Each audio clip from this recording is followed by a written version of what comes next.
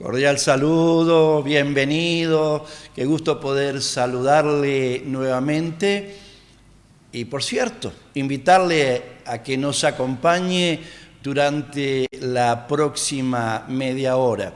Créanos que es un verdadero placer cada semana poder ubicarnos aquí en este lugar y saber que vamos a tener un contacto con usted, un acercamiento.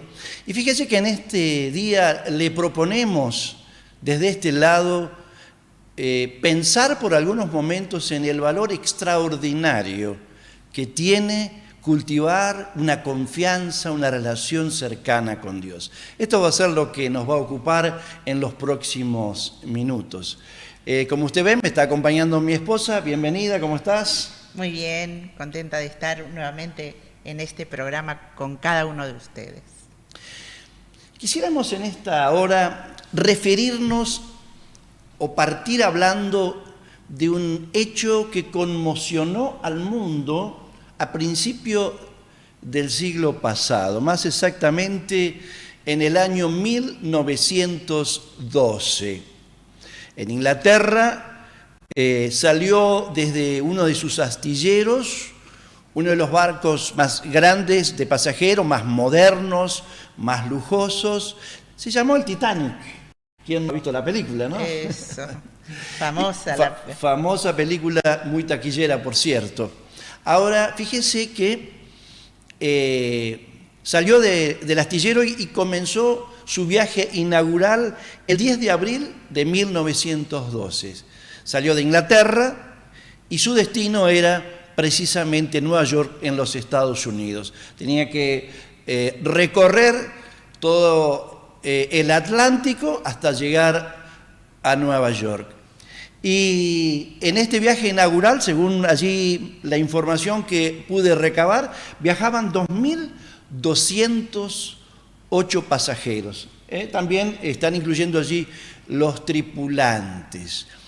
Ahora, fíjate vos que una de las formas con que se presentó esta nueva embarcación como la última generación en embarcación de pasajeros era la seguridad. La absoluta seguridad. La absoluta seguridad. Decía, esto es imposible que algo lo pueda hundir. Yo te propongo que veamos un pequeño documental que nos da una reseña de lo que pasó y seguimos charlando del tema. Southampton, Inglaterra, 10 de abril, 1912. El RMS Titanic zarpa en su viaje inaugural con destino a Nueva York. Catalogada como insumergible, la nave de 46.000 toneladas ofrece a los pasajeros lo más reciente en comodidad transatlántica. Pero lo que los hombres, mujeres y niños a bordo no saben y nunca podrían imaginar es que el Titanic no llegará a su destino. El Titanic tenía 2.208 personas a bordo y 891 eran de la tripulación. El Titanic no era solo el crucero más grande y lujoso de la época, sino que también era considerado un milagro industrial. Era el objeto móvil más grande en la historia humana.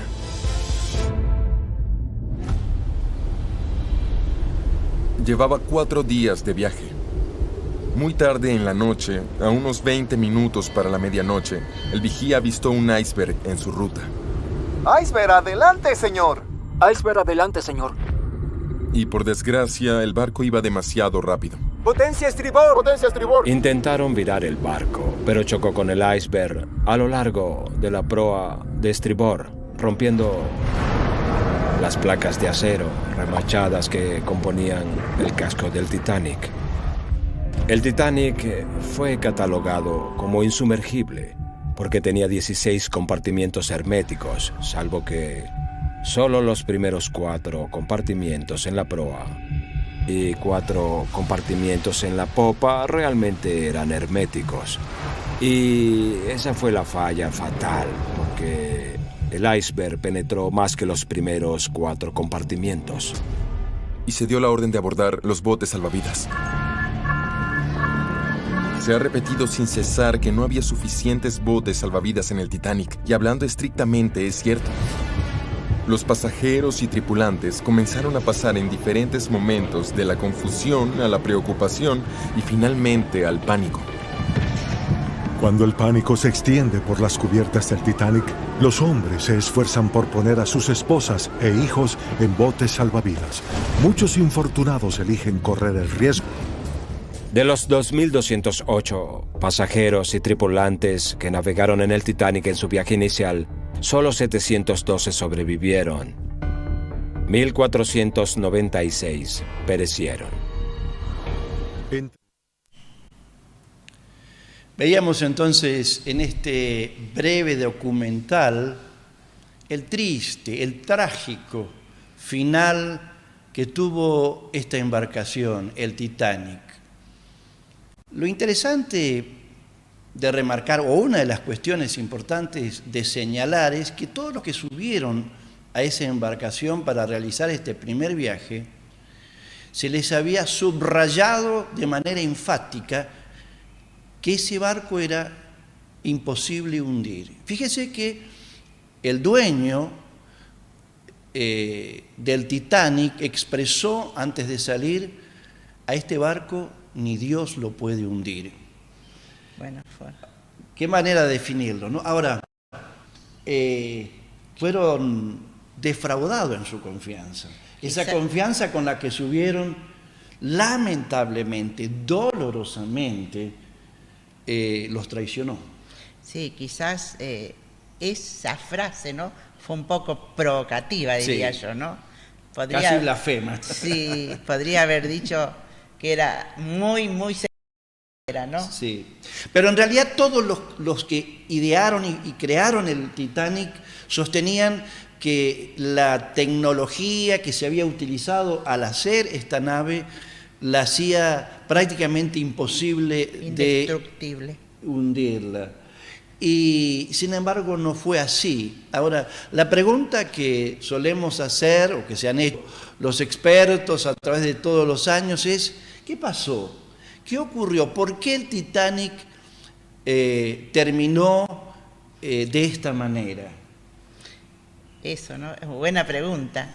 Se le ha dado muchas respuestas, ¿no?, en diferentes órdenes. Ahora me interesa cómo lo vamos a enfocar en esta tarde. ¿A qué le vamos a dar importancia, verdad? Exactamente, porque entiendo que la imprudencia, la falta de previsión, todos los que navegaban sobre ese barco, por lo menos los que lo conducían, sabían que estaban yendo en un mar donde había témpanos de hielo que los acechaban en el camino, y ellos tenían tanta confianza en sí mismos y en la embarcación que imprudentemente entraron en esa zona. Realizaron este viaje a una velocidad que cuando vieron el témpano les fue imposible detenerse. Ahora, como vos decías, trasladar esta experiencia a nuestra vida. La pregunta es: ¿en qué estamos confiando? ¿En qué depositamos nuestra confianza al transitar, al navegar esta vida? Si te parece, es de vital importancia, ¿no? Yo creo que sí, ¿no? Eso queremos pensar en esta tarde. Estamos navegando en la vida como en un mar donde no sabemos, muchas veces nos depara sorpresas, ¿no? Sí. ¿Y en qué ponemos nuestra confianza? A veces puede ser un mar tranquilo, un mar desconocido, pero hay sorpresas, hay situaciones difíciles que nos va a tocar atravesar, ¿no? Y qué importante que nos hagamos esta pregunta: ¿en qué está depositada mi confianza, ¿no?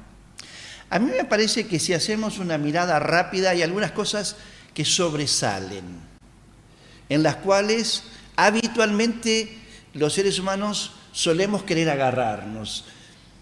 Podemos, sin lugar a duda, mencionar al dinero, las riquezas, los bienes materiales, como una de las cuestiones que suele traer a nuestro pensamiento el sentido de que si tenemos dinero, si tenemos una posición económica, estamos más seguros, más protegidos. Y en alguna medida eso es así, pero en el fondo vamos a encontrar circunstancias donde ni el dinero ni las riquezas nos van a servir para mucho. Así es. Pero hay otras cosas también. Sí, déjame dar un ejemplo al respecto. Me parece que un ejemplo vale más que 1000 palabras. Steve Jobs fue alguien que creó la computadora, fue el que creó muchas computadoras y sistema de informático muy importante, muy moderno, muy desarrollado. Por supuesto, eso le permitió acumular mucho dinero, millones de dólares. Hace algunos años, cuando un cáncer lo estaba matando, Steve Jobs dijo: tengo mucho dinero. Yo diría, dijo él, que tengo dinero para comprarme lo que quisiera. Sí. Sin embargo, no puedo adquirir lo que necesito, que es la salud y la vida. Y lo dijo a un hombre que estaba a punto de irse, ¿no? Es decir, allí encontramos un ejemplo. El dinero nos puede ayudar, pero hay otras cosas, hay cuestiones para las cuales el dinero, por más que lo tengamos en nuestras manos y acumulado en grandes cantidades, no nos va a dar respuesta. Así es, no alcanza. No alcanza. ¿En qué otras cosas te parece que la sociedad o el ser humano pone la confianza en estos días, en este tiempo? A mí me parece que el humanismo es una filosofía que se ha instalado en el mundo y que ha ido creciendo, yo diría, a la luz del desarrollo de la tecnología, de los conocimientos. El humanismo es una filosofía que dice que el hombre puede ser autosuficiente. Claro, pone al hombre, al ser humano en el centro. Exactamente. ¿No? No está mal pensar en el ser humano, está bien. Lo grave es que desplaza a Dios, ¿no? Sí. El centro es, todo gira alrededor del ser humano.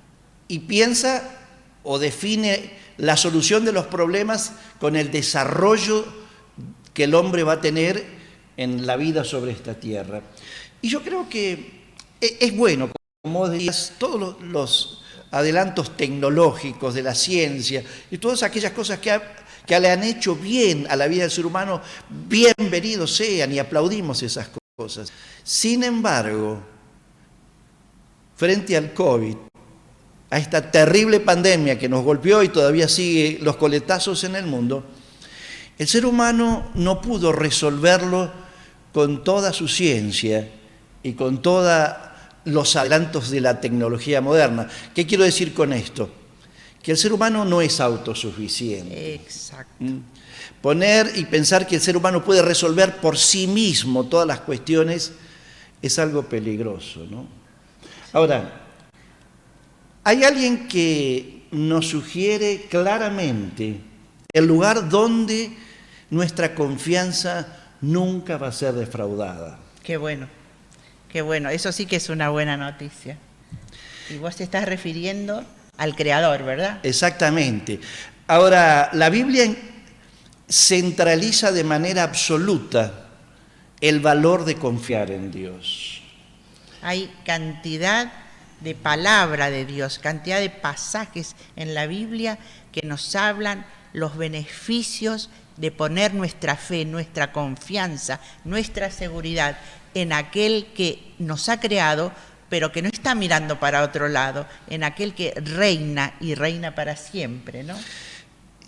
Te propongo que leamos algunas frases que están en la Biblia, donde precisamente hace esto, resalta los resultados, los beneficios extraordinarios que traen sobre la vida de las personas que deciden confiar en Dios, depositar su confianza en Dios. Empiezo yo. Bueno, dice Samuel, el profeta Samuel: Dios es el escudo de los que en Él confían. Amén. Ese es parecido al Salmo 5. ¿Qué dice? Versículo 11 y 12 dice: pero alégrense en todos los que en ti confían, den voces de júbilo para siempre, porque tú los defienden. En ti se regocijen los que aman tu nombre. Fíjate vos lo que suma todavía el Salmo 32. La misericordia del Señor acompaña a todos los que confían en Él. Aleluya. Y Isaías 30, 18 dice: El Señor es un Dios de justicia. Aleluya. Dichosos todos los que en Él esperan o confían.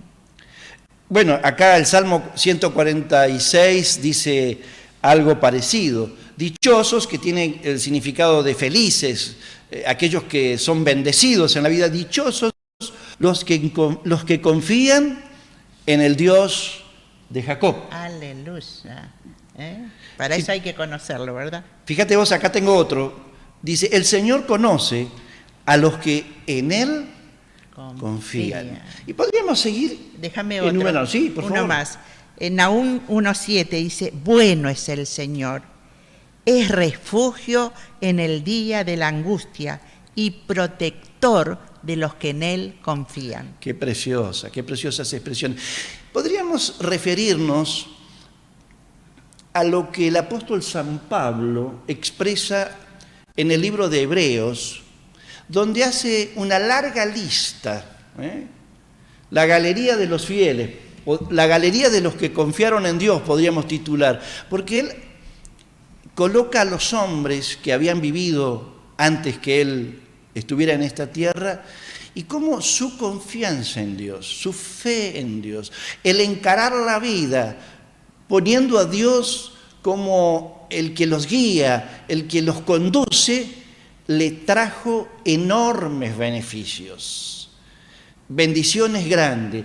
Y sería muy largo enumerarlo porque se nos iría todo el tiempo, ¿no? Si usted tiene una Biblia y quiere leerlo, en Hebreos 11 lo va a encontrar, habla de Abraham, de Moisés, de Noé, de Josué, bueno, de tantos de los grandes, dice, todos esos hombres y estas mujeres, porque confiaron en Dios, conquistaron reinos, pudieron llegar a tierras nuevas, pudieron obtener victoria en las batallas, pudieron ser sanados, y sería muy largo enumerar todos los beneficios. Pero para resumir podemos decir entonces que en el corazón de la Biblia se nos desafía de manera enfática confiar en Dios, apoyarnos en Dios en la vida, es lo más sabio que podemos hacer, ¿no? Amén, amén. Eso no significa que no vayamos a pasar por mares difíciles o turbulentos, pero qué es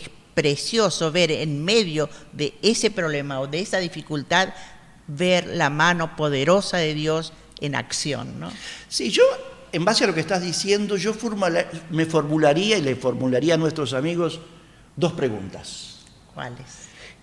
¿Qué es confiar en Dios? Bueno. Y la segunda que yo haría es, ¿cómo demostramos que confiamos en Dios? Porque podemos tener conceptos diversos, pero ¿qué significa confiar en Dios? Es decir, ¿dónde demostramos que realmente estamos confiando en Dios? Quizás lo primero que podemos comenzar diciendo es, confiamos en aquello que conocemos. Es verdad. No se puede confiar en algo que desconocemos. Exactamente. Ahora, inclusive, ese principio también es inverso. Cuando conocemos algo, también por ahí desconfiamos, ¿no? Porque decimos, ya lo conozco, ya sé de qué se trata. Pero no es este el principio que manejamos con Dios. Cuando conocemos a Dios, cuando trabamos una relación cercana con Él, nuestro apoyarnos y nuestra seguridad va a crecer indefectiblemente a nuestro andar en la vida. Así es. Y cuando vemos y leemos la historia de los hombres que confiaron en Dios, vemos que caminaron, que experimentaron su presencia en la vida cotidiana, ¿no? Y en los buenos y en los malos momentos. Exactamente. Ahora, yo creo que hay importancia en definir cómo conocer a Dios. En principio la Biblia nos plantea el tema y nos dice que hay un conocimiento general que toda persona pueda tener y tiene que ver con ver la creación de Dios. Te leo lo que dice el apóstol Pablo a los romanos, dice, pues desde la creación del mundo todos han visto los cielos y la tierra, por medio de todo lo que Dios hizo. Ellos pueden ver a simple vista las cualidades invisibles. Por eso dice Pablo también, nadie tiene excusa de decir, yo no le conozco, Sí. ¿no? Pero tenemos que seguir diciendo que no alcanza con ese conocimiento. Es necesario para descubrir y confiar en Dios un conocimiento personal, es decir, relacional con Él, ¿no? Exacto. Ahora, ¿cómo es posible eso? Qué tremendo, ¿no? Que un Dios tan grande, un Dios que es espíritu, se quiere y se puede relacionar con sus hijos, con su creación, y podemos hacerlo en el día a día, ¿no? Dios está dispuesto, nosotros tenemos que volvernos a Él. Exactamente. Jesús vino a esta tierra precisamente para revelarnos a Dios. Y creo que es fundamental reconocer que la Biblia es el libro que Dios ha puesto en nuestras manos para conocerle a Él, donde Él mismo se da a conocer. Podemos encontrar tantas definiciones, tantos dioses por allí dando vuelta en la vida de los seres humanos. Sin embargo, la Biblia dice categóricamente que hay un solo Dios, creador de todas las cosas, y Él ha decidido acercarse en la persona de Jesucristo, pero además dejarnos en forma escrita. Lo hemos dicho más que una vez en nuestro espacio. Se suele pensar que la Biblia es un libro poco confiable y se esgrime distintas cuestiones. La escribieron los hombres, y otras cuestiones, a nadie la entiende, y muchas otras argumentaciones que son falsas. La Biblia es un libro sencillo que hasta los niños lo pueden entender, y hay otras cosas que no tanto. Pero cuando nos adentramos en su mensaje, cuando abrimos nuestro corazón a lo que Dios tiene que decirnos, terminamos conociendo al autor. Así es. Y el autor no son los hombres fueron realmente instrumentos usados por Dios. Así es. Y en ese caminar, en ese hablar con Él, en ese experimentarlo a Él, es donde lo vamos conociendo, ¿no?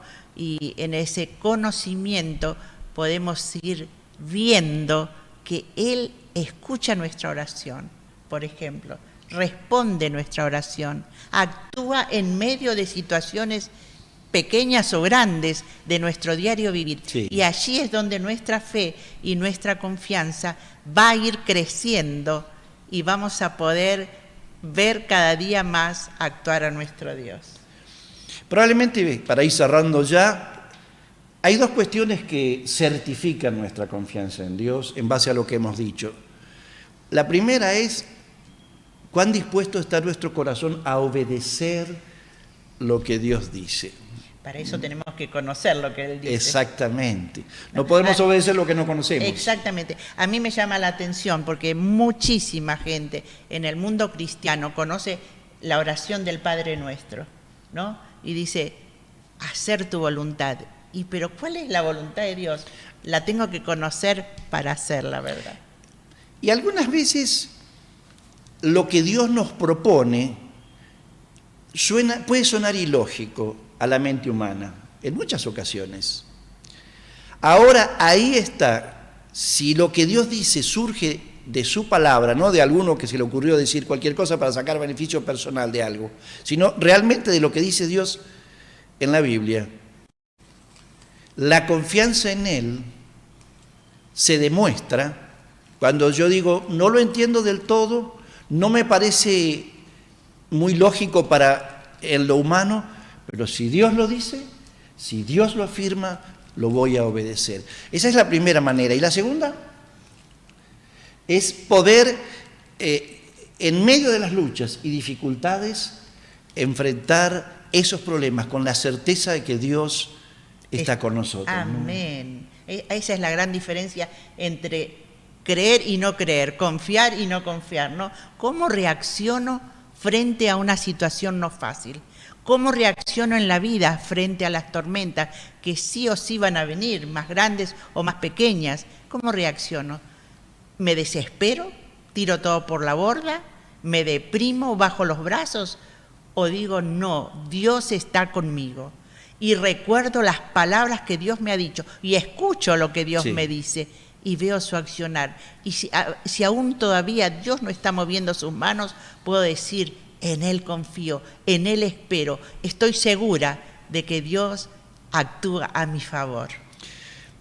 Probablemente las pruebas más firmes, más fuertes, más determinantes que Jesús exigió de sus primeros seguidores fue cultivar su confianza en Él. En medio de tormentas muy fuertes, algunas veces literales, navegando sobre el mar de Galilea, estando Él allí, esperó a que ellos pidieran su ayuda, confiaran en Él, cuando ya creían que se iban a ir al fondo del mar. La pregunta antes de terminar en esta hora es decir, ¿dónde está puesta su confianza? ¿Es su relación con Dios algo firme, algo creciente, algo que se está desarrollando?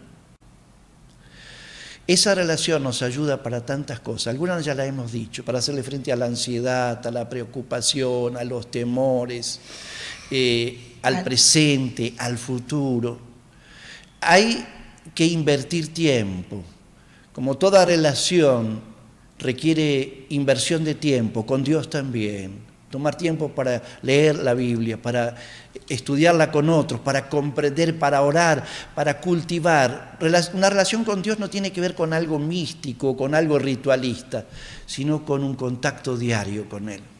Quisiéramos orar por usted. Es una decisión de cada uno toma cotidianamente. Si yo lo quiero conocer más al Señor y usar estas herramientas que estábamos mencionando. Pero quisiéramos orar para que usted en su corazón esté dispuesto a responder a este llamado. Amén. Les invito a que oremos. Orar es hablar con Dios. Dios está allí al lado de cada uno de nosotros esperando que hablemos con Él. Te damos gracias, Padre Celestial, Gracias, porque tú, el Creador de los cielos, no nos has dejado solos. Gracias, amado Dios, porque enviaste a tu amado Hijo Jesucristo para que te conozcamos a ti. Gracias, Señor. Para que nos abriera el camino al mismo cielo, para que incluso, Señor amado, limpiara nuestro corazón y pudiéramos tener comunión contigo, porque tú eres el Dios Santo, el Todopoderoso, el que gobierna. Gracias, y gobierna desde la eternidad y por la eternidad. Gracias, Señor. Amado Dios, gracias porque te das a conocer. Te das a conocer de tantas maneras. Gracias, Señor. A través de lo creado, a través de tu palabra, te das a conocer a través de tu Espíritu Gracias, Santo. Señor. Amado Dios, bendigo la vida de aquellos que están escuchando este programa. Y te ruego, amado Dios, que esa fe que tú has puesto en cada corazón pueda crecer, Amén. Pueda desarrollarse, pueda, sea, Señor amado, ponerla en el lugar correcto, pueda conocerte a ti. Amén. Y conociéndote a ti, pueda caminar cada día contigo y comprobar tu realidad, amado Amén. Dios. Comprobar que tú eres real, que tú eres un Dios cercano, un Dios lleno de amor y de misericordia. Amén. Por eso en esta hora, Señor, te damos gracias. Gracias por amarnos. Gracias. Gracias porque eres fiel. Amén. En ti podemos confiar. Nuestra vida está en tus manos. Oramos en el nombre amado de tu Hijo Jesús. Amén. Amén. Amén. Que esta bendición y este desafío cale profundo en su corazón. Le agradecemos que nos haya permitido ingresar a casa. ¿Nos vamos? Ajá, hasta la próxima. Hasta la próxima semana, si Dios lo permite, nos reencontramos. Chao, chao.